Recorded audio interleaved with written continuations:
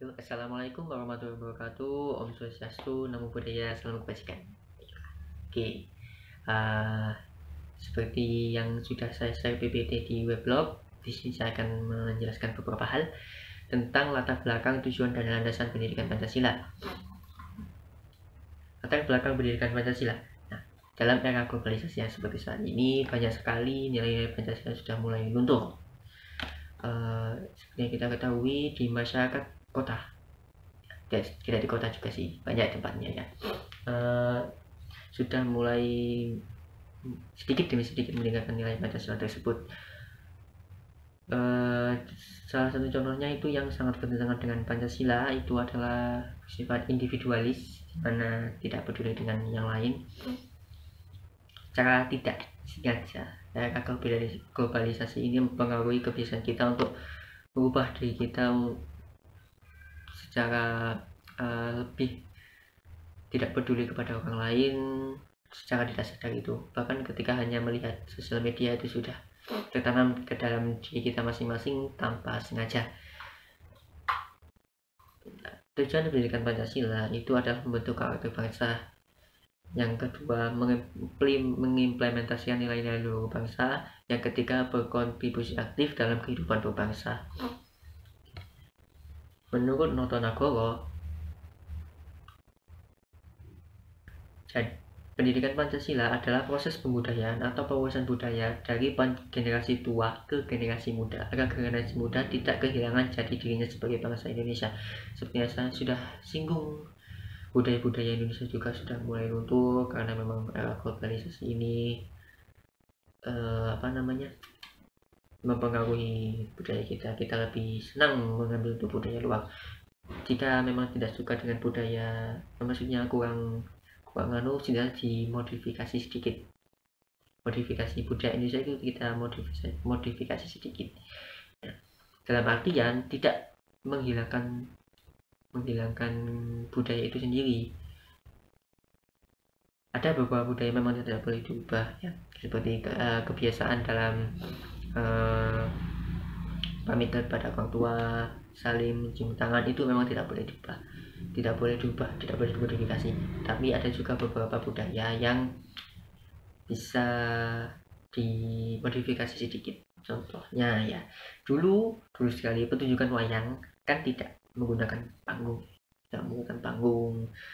dan pertunjukan wayang itu ceritanya juga tentang sejarah. Nah, coba dalam agar bisa bertahan itu salah satu contohnya ya, kita coba menceritakan suatu hal lain, dalam artian kita tidak menceritakan tentang perang Mahabharata atau apa, atau Ramayana. Nah, coba kita ceritakan hal lain, tapi ceritakan yang kekinian lah, tapi dikemas dalam pertunjukan wayang. Nah, itu budaya wayang insya Allah akan semakin terus berjalan, walaupun memang tidak mudah, patut dicoba.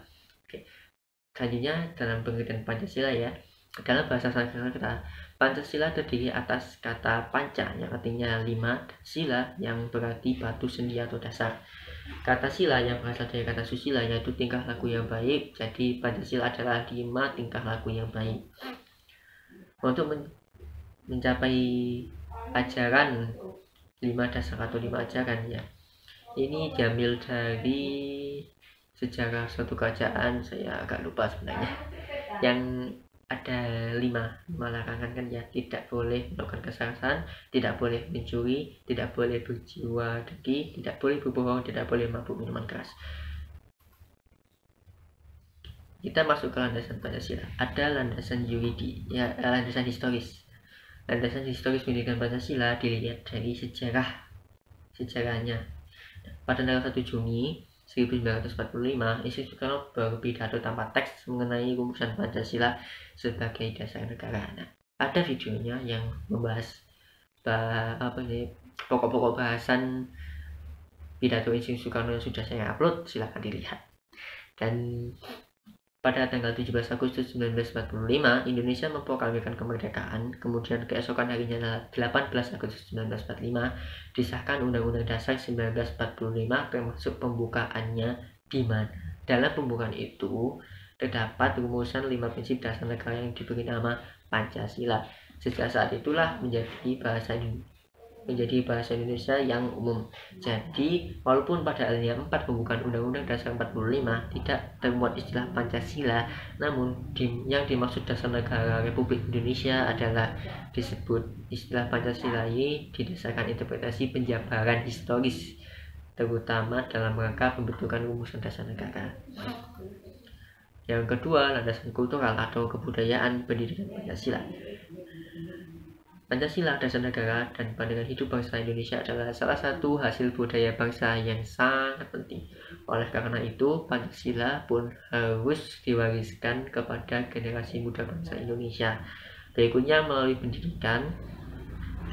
Tanpa usaha mewariskan Pancasila kepada generasi muda melalui pendidikan negara dan bangsa akan kehilangan hasil budaya atau kultur yang amat penting tersebut. Setiap bangsa memiliki kepedulian kepada pewarisan budaya luhur kepada bangsanya.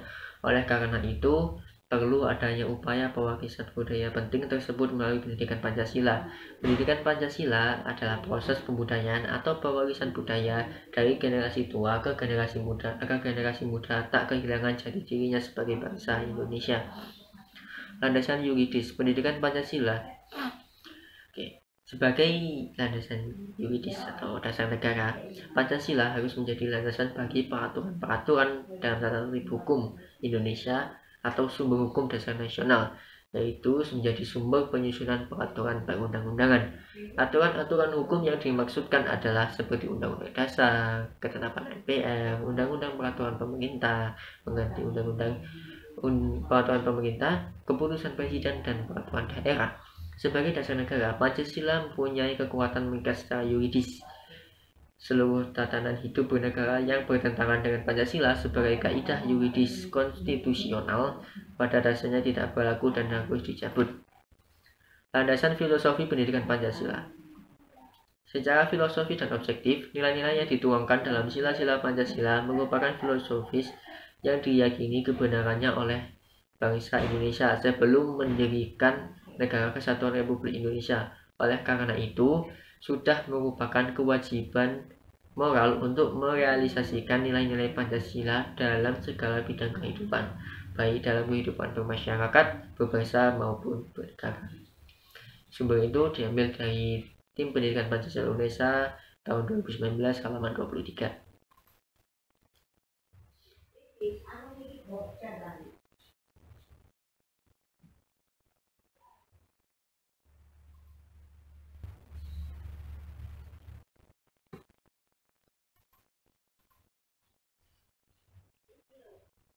Selanjutnya,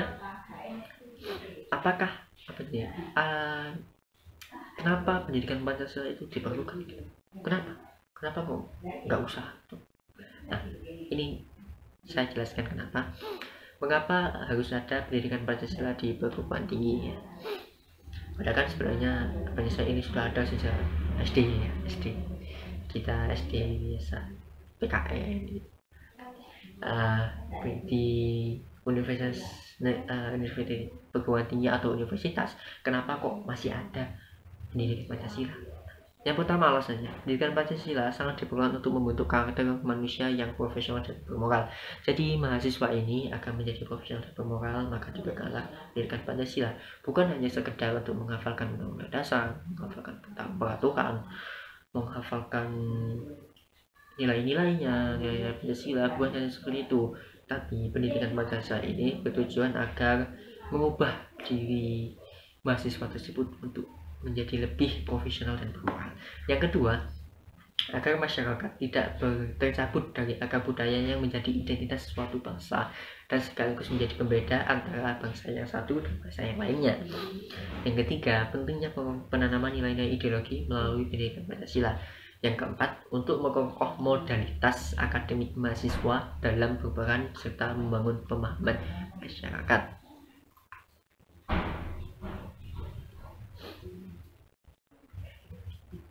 Pendidikan Pancasila sebagai bagian dari pendidikan nasional mempunyai tujuan mempersiapkan mahasiswa sebagai calon sarjana yang berkualitas, berdedikasi tinggi, dan bermanfaat agar menjadi pribadi yang beriman dan bertakwa kepada Tuhan Yang Maha Esa.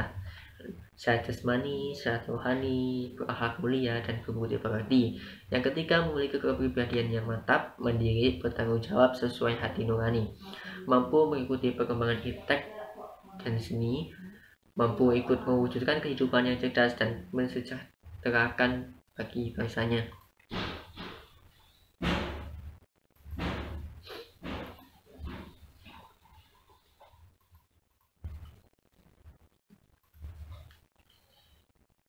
Dengan demikian, berdasarkan ketentuan dalam pasal 35 ayat 3 Undang-Undang Republik Indonesia Nomor 12 Tahun 2012 ditegaskan bahwa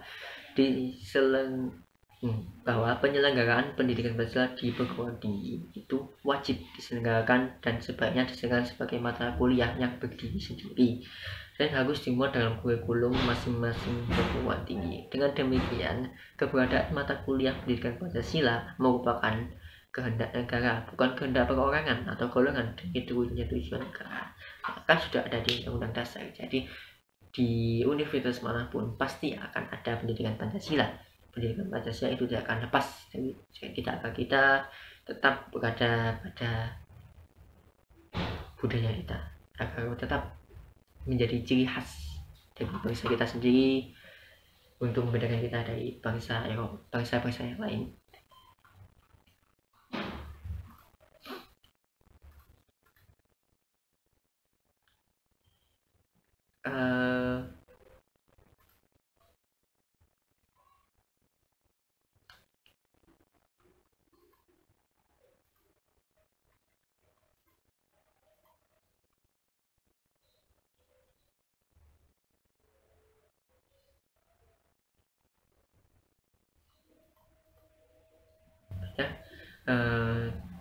Kesimpulannya bisa diambil, Pancasila itu ada di setiap mata pelajaran sejak SD sampai SM sampai perguruan tinggi.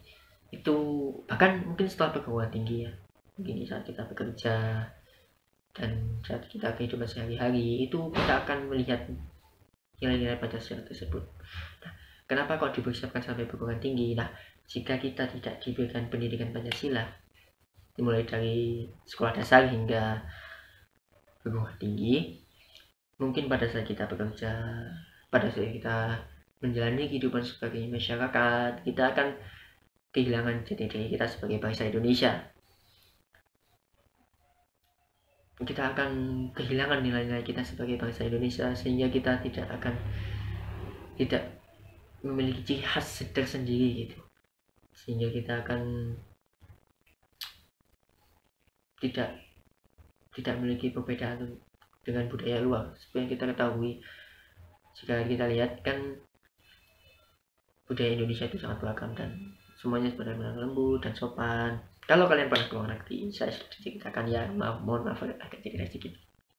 Di Indonesia kalau kita tanya jalan, meskipun sudah ada papan petunjuk jalan ya, kalau kita tanya seseorang seperti Mas, jalan ke perpustakaan Surabaya kemana ya Mas ya? Oh, ke sini Mas. Dari situ lurus terus lalu belok kanan, kalau ada lampu merah nanti lurus saja. Nah, setelah ada pertigaan belok kiri. Seperti itu, pasti akan dengan sopan seperti itu. Nah, cerita dari dosen saya yang sudah keluar negeri. Dosen saya pernah bertanya kepada orang luar negeri.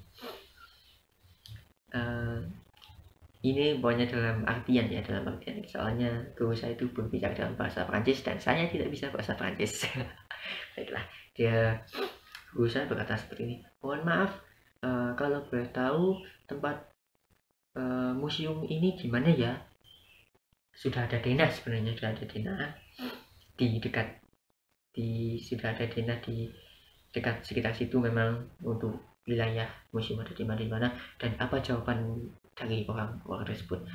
Orang tersebut berkata, kamu tidak bisa baca ya? Kamu tidak bisa baca ya? Orang di situ ada denah kok. Intinya begitu. Ya, terlihat kan bagaimana ciri khas kita, jadi diri kita.